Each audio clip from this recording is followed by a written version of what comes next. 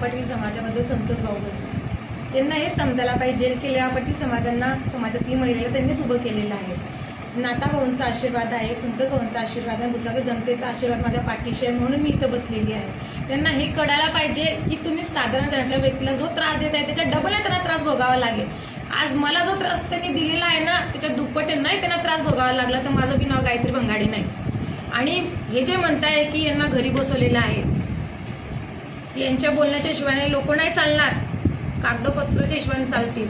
आणि माझे जे कागदपत्र आहे ते खरे आहे, ते खोटे नाही आहे। आणि त्यांनी जे लोकांसमोर दाखवलेले आहे की कागदपत्रावर खाडाखोड केलेली आहे, हे त्यांनी केलेली आहे। माझे एक तरी कागदपत्रावर खाडाखोड आहे का हे दाखवून द्या तुम्ही। मी अजून बी दाखवायला तयार आहे की माझे एक पण कागदपत्र खाडाखोड नाही आहे।